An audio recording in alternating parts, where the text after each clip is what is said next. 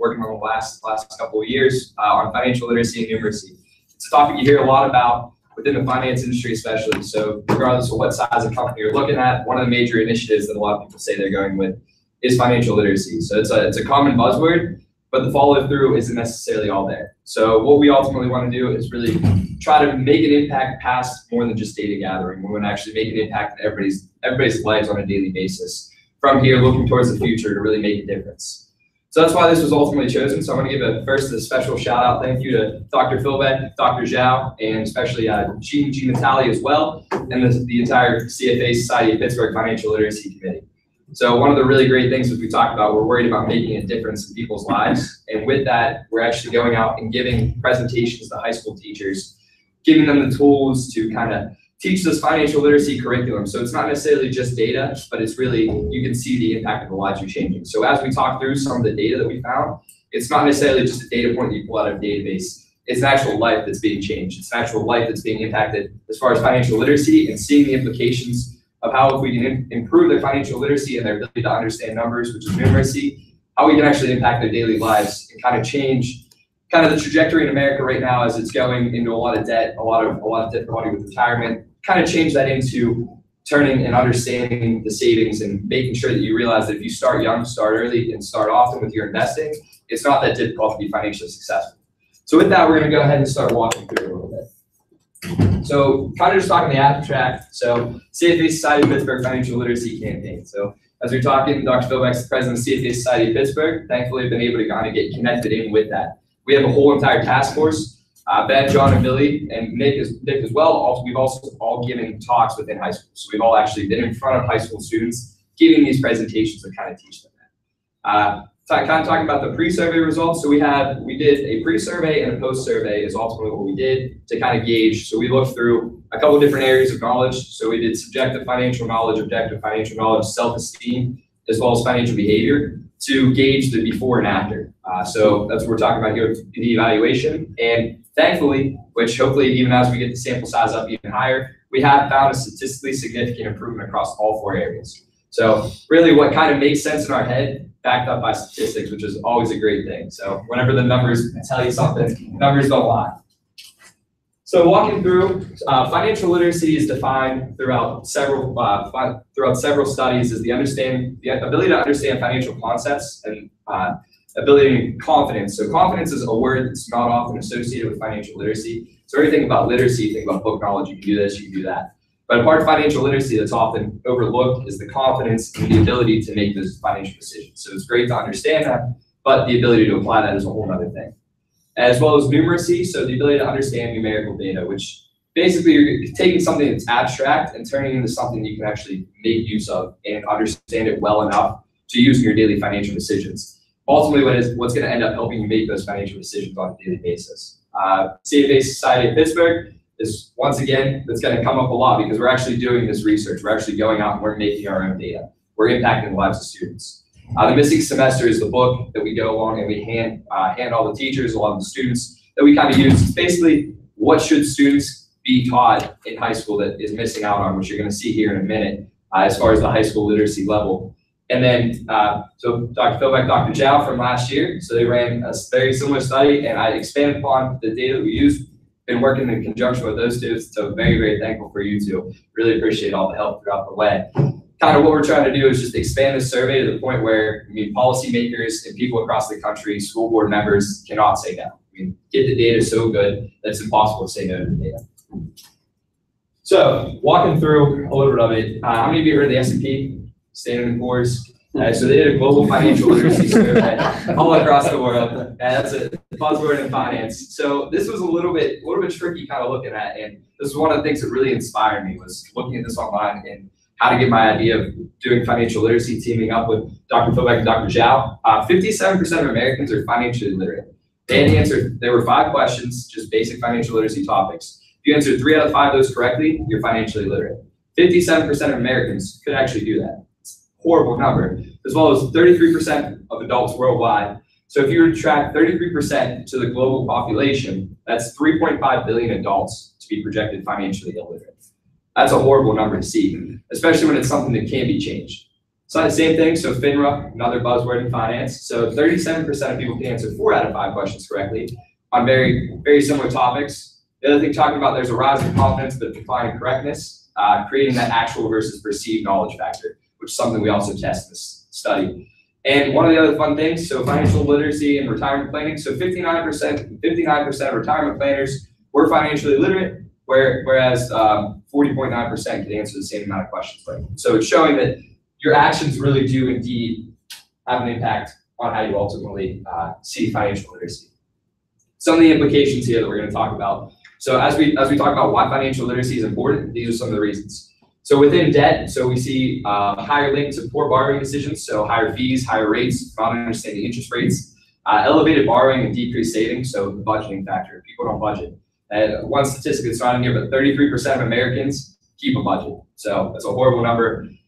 And a third of all fees and interest rate overcharges in the entire United States are due to a lack of financial literacy. With that, so kind of talking about debt and personal wealth, so assets minus liabilities gives you your equity, so it gives you your personal wealth. So no surprise here that there's personal wealth creation lost by not being financially literate. Giving you, one of the major things that we found is exponential growth bias. So basically what we're talking about with numeracy, so looking at values, so saying you invest today, what's going to be worth in 30 years, people not being able to see the fact that, you know what, it might not grow a ton today, but give it 15, 20 years to mature, and that growth is going to be exponential. So whenever you linearize that in your head, you lose out on the growth potential forward, and especially at a young age, you lose out on those 5 crucial years of investing. So it is possible to change this bias. Okay? Talking more in personal wealth, because that's ultimately what we're trying to drive here. On a scale of 1 to 11 in one study, a 1-point increase in numeracy was related to a 5.2% increase in personal wealth. Therefore, there is a statistically significant increase or statistically significant connection between the fact of numeracy and personal wealth. So talking about some of the reasons why, so framing and ratio bias, so not being able to really understand, so talking about kind of seeing abstract numbers and putting them into work, not being able to understand that, risk appetite. People fear what they can't understand. I love that quote. So realistically, a lot of times whenever you do the risk tolerance profiles, a lot of times people who have no investment understanding are a lot more conservative because the fact that we talk about the linear growth, so you're not able to necessarily stomach the type of risk, you don't understand why it's happening. And processing information kind of ultimately pulls that all together. Okay, so retirement planning, this is a fun one. So 54%, I guess not fun, but 54% of households own no retirement assets, okay? So 45% of people own $0. Do you remember what percent of, so 57% of Americans are financially literate, meaning that 43% of Americans are financially illiterate. Just so happens that 45% of Americans actually own no dollars in their retirement savings account. So 2% difference there. I don't know about you, but that kind of screams at me. So talking about our previous study as well, so increased financial literacy, people are more apt to actually plan for retirement. Yeah, I'm sorry. Absolutely. I'm the non-finance guy. You know, so how do we define insufficient retirement savings? So is there a technical definition that finance professionals use? Or, yeah, absolutely. So kind of looking at, there's one study, so it was from the National Institute on Retirement Success. So Fidelity usually terms it as it's about 7 times your current wealth or your current income. Mm-hmm. So what you're spending now is what you should have in retirement savings, which is, I mean, still not necessarily enough if you want to live a lavish retirement lifestyle, but that's just kind of saying you'd have enough to get by. So that's essentially what we're doing is kind of a 7 times multiple of what your earnings is. And that was done by a government institution. And even at that, 66% of people have no retirement savings. So even with a pretty low amount. Maybe we can talk after. Sorry. You need Jason to work with. Yeah, exactly. There you go. So kind of going through, does that make a little bit more sense? Yeah, no, thank you. Yeah, I guess kind of embarrassed asking that question. Oh, no, sorry. We're all friends here. Yeah, don't tell my dad. It's on video, though. So you might I don't watch the video. So. We'll turn the camera on. That was a good question, So I'm kind of walking through exactly why this is important. So we kind of laid out the groundwork for why things are kind of an issue right now. We're at a crossroads. One of the major things we found with academic studies is this was a survey, especially like featured in Canada. So 1 extra year can increase your literacy and numeracy by 3.4%. Okay? Now, 4 extra years of education, which, I mean, that's just how long college is. Kind of funny, right?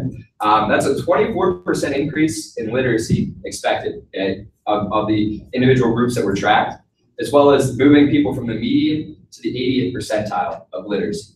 So it's been proven and statistically proven by several academic studies that you can actually improve literacy and numeracy through education. So there is hope. That's the one thing I always like to show, like whenever we're going to present to students and teachers especially, like there is hope. We're giving you kind of the grim details right now, but we can improve this, and that's why we're out here doing this right now. Okay, so as far as financial behavior, self-esteem, and confidence, what did I say? Some of the things that we're not really focused on in the past was confidence. So financial literacy, a lot of times people think is book knowledge. That's it. But confidence and the self-esteem to be able to kind of put that into action is really an important thing. That's what we're ultimately trying to get here. So basically, self-perception. So there's 3.4% literacy and numeracy increase whenever you actually have better self-perception. Overconfidence bias is another major thing. So whenever people are actually educated, but they think they're more financially literate, we actually found that in the FIDRA study, there's been a 9% increase in perceived knowledge, but a decrease of 5% in actual knowledge. So whenever people aren't educated, but they think they're educated, turns out to be kind of poor. Okay? And now talking about if we can improve financial literacy, why are we even up here, right? So 5 states have an A, which means that there's a required course in their high school that students must take to graduate, okay, that features financial literacy. Okay? And F, Pennsylvania, yeah, that's us right here. You can leave, there doesn't even have to be a single piece of financial literacy education in any class within the high school. You can get away without having any of it. So 26 states, a student can leave high school without being exposed to any type of financial exposure. So they can graduate, it's not a degree requirement to be able to have even any type of financial literacy education. So we're expecting students to put on $120,000 of student debt just to go in without any financial knowledge. It's kind of a hard thing right there. But once again, there is hope. So financial literacy initiatives, once again, CFA Society of Pittsburgh, the missing semester, we're actually going out and trying to track this. Okay? One of the major things that whenever you hear financial literacy outreach, one of the reasons why there's not a lot of data out there about the effectiveness is because it takes manpower. Okay? It takes the ability for men and women to go out and speak to high school students and actually put their time in outside of the data gathering. And that's what we've been able to do. So talking about Dr. Philbick and Dr. Zhao, so the 2 main aspects they focused on last year were financial behavior and subjective financial knowledge, which both improved at the 99% confidence level. Okay? So what we did this year is we expanded on that survey, added in objective financial knowledge and self-esteem as well, to kind of bring a little bit holistic picture and also use the data that they had from last year as well. So what we had is 53 high schools, 70 teachers. So you can kind of see this paper right here was using the Act 48 tag. So this is what we showed teachers. We had the full sample at the time of rating them. We have to rerun a little bit of data, but at the time we had 438 students. You're going to see right there, it jumped up to 512. So we're going to have a little bit more pre-survey of 14 schools. And the unfortunate thing is it's a lot more difficult to get your own data whenever you need people to actually fill out a survey. So we had 438 students, but only 48 matched samples at the time. Okay, so we're really hoping by the end of the year, by the end of the school year, where that data is going to get up. Unfortunately, that's going to be after the thesis is written, but we're going to move forward with other academic publications after this. So just some of the pre-survey, so 52% male, 48% female. The favorite subjects were math and science in these areas. That is just a little bit of our data set. So now talking about the methodology. So what essentially makes this tick, what allows us to make these conclusions. So financial behavior, we have three questions. Subjective, we have 11 questions. Those range from rating on strongly disagree to strongly agree. So saying I like to spend money versus save money, or also talking about I understand a Roth IRA and where it is from a tax perspective. So those are 2 possible questions that you might get there. And then students rate from strongly disagree to strongly agree. That's your perceived knowledge. That's your ability to kind of gauge your own personal thoughts and your understanding. And talking about the objective knowledge and self-esteem, these are actually linked together as well. So there's 5 questions overall between the 2. So they're based upon 5 different areas of financial literacy. Objective knowledge is gauged on correct versus incorrect. And with each one of them, there was the response for I don't know. And so self-esteem, we regard as the ability to actually take the chance of answering versus answering I don't know. And that was actually the most surprising jump in improvement over the time period. Okay? With that, obviously we have to have a hypothesis to test. So 3-step hypothesis essentially here is objective financial knowledge improvement. So essentially saying that by going in teaching students these financial literacy concepts, we can improve their actual correct versus incorrect knowledge. On the same term, we want to show that self-esteem can improve as well. So by going and teaching the students, maybe not necessarily the answer correctly versus incorrectly, but they're willing to make that decision to actually go ahead and answer the question. And the final one is the knowledge impact on financial behavior. So we want to make sure that knowledge actually impacts behavior, because that's the entire purpose of this, the entire purpose of decision making. So if we have all four of those aspects, decision making has been already proven by several academic studies to improve the likelihood of success. Financial decision making goes up.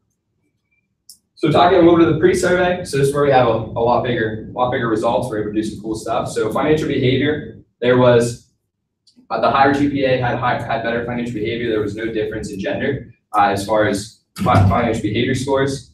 As far as subjective knowledge, there was no GPA or gender difference. So subjective knowledge, people felt the same regardless of what their characteristic was. On the objective knowledge, so higher GPAs statistically scored better, as well as males scored better on the objective knowledge. For the self-esteem one, there was really no GPA or gender difference that was actually shown statistically. Yeah. So now this is the meaty part here. So talking about the confidence levels, so we were able to prove at least 95% confidence level that everything improved. 3 of them had a 99% confidence. Okay? So financial behavior improved at 8.5%. Subjective knowledge at 29%. And these are the really cool ones. I like the objective knowledge of 52% and self-esteem 80%. So students were 80% better at being willing to not choose the I don't know, being willing to actually go out there. So students were more likely to actually choose an answer, and they were more likely to get it right as well, which is a pretty amazing thing in my mind. Ultimately, what matters at the end? So the improvement in all 4 areas is fantastic. So it's kind of one of those things that you hope in the head, but until you actually run the data, you're crossing your fingers, really hoping the data comes out the way it is. And after running it, it comes out statistically significant in all areas, as you can see by the last slide. And education improves financial literacy. So by actually going out and making these steps, we have the potential to improve financial decision making. So the opportunity is there. The data is coming along even more, but it's one of those things that we have the ability to show that we can improve with financial education, which is a pretty amazing thing, which kind of leads us into the extensions. So what are we going to do with it? And that was the thing that I love working with Dr. Zhao, Dr. Philbeck, was we're looking forward to what's going on in the future. We're not just worried about this sample data set. It's not a database data set. It's actual people. And the actual extension that we're going to be able to do, which I'm happy to hopefully be working with them for years down the road, as far as talking about, so the teacher-specific fact sheets, okay? So what you got in your hands right there, if you turn to one that says Hasbro on the top of it. So one of the major things, teachers are fighting an uphill battle right now because, especially within Pennsylvania, it's not mandated by the state. You have a financial literacy education course. And because of that, a lot of the school boards don't want to put it in, there's state budget regulations, all that good stuff. So by giving teachers this ability to kind of show what they're able to do in their students' lives, it's a tool to go to the school board. It's a tool to go to the people. And once we get enough teachers together, maybe even go to legislators. So that's the thing, is whenever you're putting enough data in teachers' hands to show that this is working, that's a very powerful thing. Same thing, so increase sample size. So we have a couple out of state, which we're going to get post surveys in here soon from. They kind of see outside of the Pittsburgh, Pennsylvania area. So what we want to do is we're going to increase the Pittsburgh presence. We've gained more schools in the survey. Erie school participation. So one of the things, we actually have a task force up here. We're going out and speaking to the high schools around the Erie area. Central PA, just talk to people from York out there, as well as Warren County School District. So we're kind of trying to spread out as much as we can within our reach. As far as Buffalo, Dr. Philbeck and I are actually going up to speak to the CFA Society of Buffalo with it's a Say Yes program. So they have high school and college students, as well as some of the volunteers from the CFA Society of Buffalo. We're going to give the financial literacy presentation, hopefully expand out into there. And then additional states. So we have a couple schools from Wyoming, a couple schools from West Virginia, which hopefully after we're able to show some of this data that we're able to give them, they're more willing to actually fill out our surveys. And then school-specific financial literacy efforts, by giving the teacher this in their hand, the likelihood of them, and we're seeing a lot in some of the schools, especially the Act 48 day, they're actually able to kind of influence their school board members in order to be able to actually put this in as a graduation requirement. So Riverview is a great example. I spoke down there a couple weeks ago. It's mandatory for all students to take a financial literacy course in order to graduate. So you can do this at the school-specific level, even if it's not mandated. And once we get that, ultimately, one of our goals is policy impact, which, I mean, at the end of the day, you can't change government, but big data, once you get big enough data and enough teachers trying to do this, that's really the best way to go about it. So that's really ultimately what we're trying to do, is really get enough financial literacy in the hands of students that regardless of whether we have a policy impact or at the school level, or it's just us going out to talk, at the end of the day, we want to help students improve. And we have the ability to help students improve through financial literacy education. And it's been a joy and an honor to be working on this, and look forward to several more years of financial literacy education, probably until I retire and even after that. So thank you all for joining me today. If you have any questions, I'd like to field them out. Anybody have any questions? Yeah. I got one. So, and this is really not, it's more your thought or perspective. So, you know, I keep thinking of the analogy of let's say literacy, like reading, right? You know, and I think a lot of, at least from what I understand, is sort of how much reading goes on at home, let's say, affects sort of childhood reading, and is there something analogous here? I wonder. I don't have, it's probably not a well-formed question, but something that even if you have financial literacy, are there certain schools or certain populations that might be a harder nut to crack, where you have these great teachers and these great programs, but maybe their home environments are such that, you know, that it might be harder for these great efforts, which are wonderful, you know, to have effect. Do you have any thoughts on that? Yeah, I think it actually definitely does. So actually, Dr. Thorpe and Dr. Giles' survey actually found that to be last year. And then we're trying to go and expand that over the next 4. So talking with Dr. Giles, we're going to kind of keep running the data. So SAS master back there, she's insane with SAS. I don't know what I'd do without her. But so kind of talking through, basically, we're just going to keep running the data, and we do have other logistic regression models to run to kind of track those factors. Unfortunately, right now with our 48 test sample data. Oh yeah. But by the end of the year, our goal is to ultimately try to get this into several journals and hopefully keep the sample size rising. So that's our ultimate goal, and we will be testing that. There has been factors found. As far as the objective knowledge and self-esteem, though, I can't answer that because this is kind of the first survey that we put. Yeah, no, it's super neat. Yeah, but I think absolutely, and I think that's one of the things too with financial literacy. It's not like here today, gone tomorrow, like we can fix it in a day. It's kind of like a generational thing. And if we can impact, I mean, if you can impact, even think about like if a parent's asking what they learned in school that day, it might be to even impact the parent. Right. So, or whenever the high school students are moving into adulthood, I mean, we're trying to just impact, we're looking really forward thinking in the future, really trying to like impact, I mean, the world in America, kind of a holistic sense.